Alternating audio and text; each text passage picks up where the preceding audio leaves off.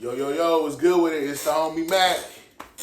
Like, share, comment, subscribe, tap in, subscribe to the YouTube channel 82 Kings. Thumbs up, give me the like.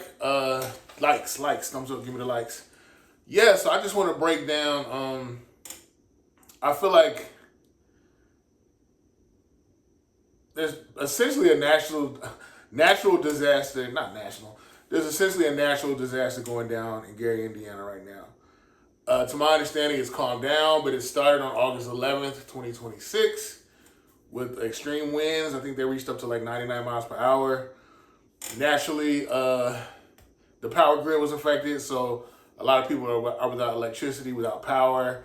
So what does that mean? No lights, no refrigeration for your food. Just helter-skelter. You need water, you need power to function. There has been no media attention behind this situation. Gary, Indiana is in Northwest Indiana. Michael Jackson's from Gary. Janet Jackson's from Gary. Freddie Gibbs is from Gary. There are a lot of notable people in Gary. Gary, I would say, with probably like mid 50s through late 60s was like a economic stronghold for black people. You had the steel mills, and unfortunately, I'll say this. I'm not gonna necessarily just put this on globalism,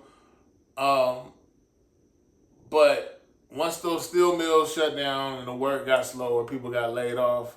And I think it's interesting how people don't seem to want to acknowledge that there's a direct correlation between job markets crashing and crime proliferating. Happened in Detroit, happened in Chicago, happened in Gary. But the narrative is, oh, these black people are just inherently criminal. No. What did Aristotle say? Poverty is the parent of crime and revolution. That's facts. But I don't want to go off on a tangent. August 11th, strong winds, power grid is messed up in Gary. A lot of people, even right now, this has been going on since August 11th. It is August 26th as I'm talking to you. Power is being restored. Oh, yeah, Glenn Robinson's from Gary, too. Power is being restored. Glenn Robinson actually donated some money to the cause. I believe FEMA is en route. I hope this doesn't become another Katrina. I hope the people in the community of Gary are serviced properly and are given all the funds and amenities needed to get up out of this. So yeah, pray for Gary. And there are a lot, and I'm about to dive into it. There are a lot of different theories as to why, like, people have been dragging their feet. As far as helping the people of Gary, I'm hearing that NIPSO. Wait, what is it?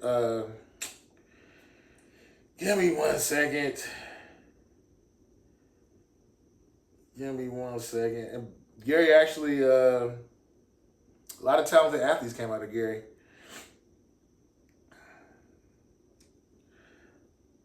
A lot of talented.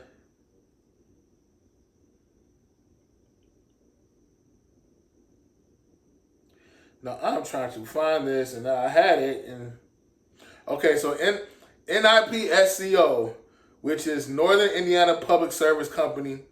It's called NIPSC, Northern Indiana Public Service Company. I heard it's gotten kind of gangster, where some people are actually shooting at the power company. They're saying that this did not start with this storm, with these winds, that there was mismanagement of funds, that service was not done well, was not done to completion. The service was erratic. So basically things been messed up. It's just things now came to a head with the storm. But yeah, allegedly there has been people drawing down on the power, the NIPSO. No, NIPSC, my fault, NIPSC. Yeah, so one theory is, well, Gary is a majority black city. I think they said 3 in every 4 people you were encountering in Gary is black. 3 and 4. The black population is 76%. What else did I find? Yeah, and I knew this would happen.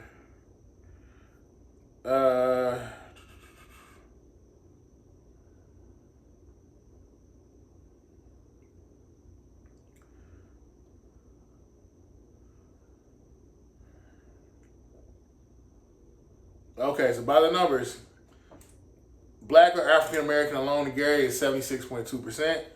White alone, 11%. 2 or more races, 7.8%. I've never heard of it broken down like that.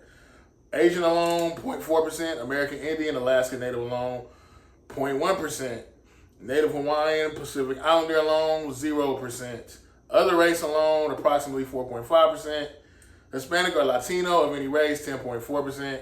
White alone, non-Hispanic, 9.4%. Yeah, 3 out of 4 people you would meet in Gary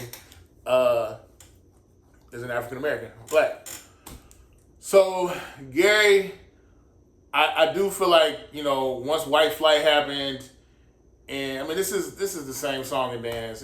It's not unique to Gary, but I think Gary was hit a lot harder than a lot of other places like Detroit and Chicago, because Gary is smaller and they really didn't have much of an infrastructure to endure the complications of white flight, which meant a lot of your tax base left, so you lost money, and then you had the whole steel mill. That's a whole industry that you were thriving off of, steel mills that abruptly shut down. I think they do still have some steel mills in Gary, but the industry is not what it was like in the 60s, the 50s, 60s, 70s.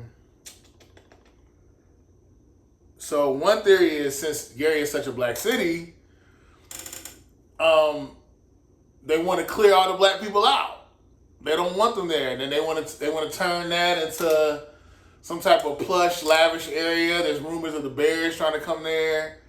I don't think that has any legs. Actually, that's just a thought. Some people have gone as far to say HARP may have impacted this. HARP is, and I'm not even sure that's actually been proven to exist, but a weather control machine, basically. So you clear people out, you get rid of the undesirables, then you build anew. And America is known to displace people to take those resources. We've done it from the Native Americans. It happened with Katrina, just to name a few. But from what I'm hearing, Gary did make a bid to get the Bears, but the Bears are not open to that, and they actually they are considering going to Hammond, Indiana, which is near Gary. Let's see. I just feel like there's been a lot of media neglect, but I want to go deeper into what happened. The main disaster struck on August 11, 2026. It was a Derico, never heard of that, which is a fast-moving line of thunderstorms producing widespread, destructive straight-line winds. Gary Chicago International Airport recorded a 99-mile-per-hour gust, while repeated storms brought flooding and additional damage over the following days. Trees, roofs, power lines, and hundreds of utility poles were damaged. 7 storm-related deaths occurred across Indiana, including one in Lake County. NIPSCO says power has been restored to approximately 99% of affected customers. Although some individual homes and businesses still lack service, broader restoration was declared substantially complete on August 26th, today. Gary residents experienced exceptionally long outages, some lasting nearly 2 weeks. At one point, more than 20,000 Gary customers remained without electricity. Roughly 300 distribution poles and 44 transmission poles in Gary reportedly required repair or replacement. Schools and businesses were disrupted, food spoiled, and the 2026 Gary Air Show was canceled abruptly. The city began a 30-day curbside debris removal operation on August 26th. starting in South Glen Park and North Miller and progressing through the city. Residents should separate vegetation from construction debris and photograph everything before collection. Why people are angry. Residents believe Gary was restored much more slowly than surrounding communities. A class action lawsuit alleges that NIPSCO failed to maintain trees and vegetation near power lines. NIPSCO denies those accusations and says the unprecedented storm damage NIPSCO denies those accusations and says the unprecedented storm damage, not race or income, determine restoration times. It's kind of hard to believe because there's a whole precedent of poor and minorities getting screwed over in this country. There's a whole litany, a mountain of proof that speaks to that. I mean, like I said, Katrina, among many other incidents. I remember when Katrina hit Jackson, Mississippi, where I was living at the time. A lot of their power was off. But some of the places where there were a lot more affluent white people, they were just going like it was normal, you know.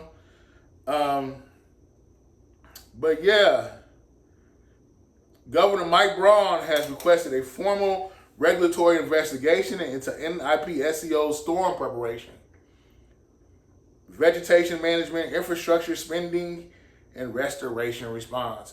Somebody's been doing some corrupt shit. Therefore, concerns about neglect and unequal treatment are legitimate questions being investigated, but no official finding of discrimination has been made yet. Federal assistance is now available.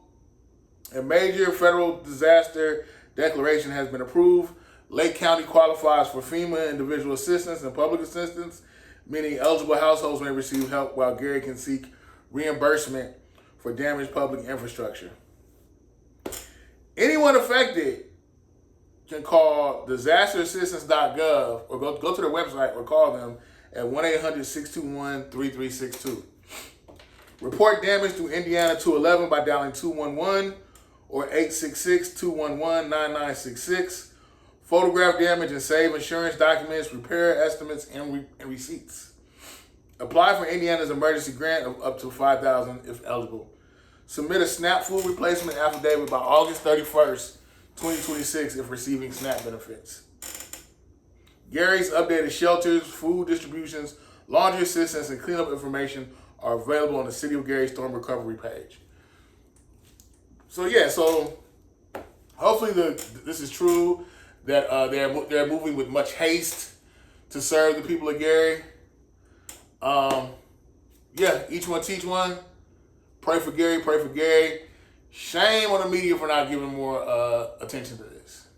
Shame, shame, shame. It's the homie Mac, man, signing off from the Dogon. Thumbs up, give me the likes. Thumbs up, give me the likes.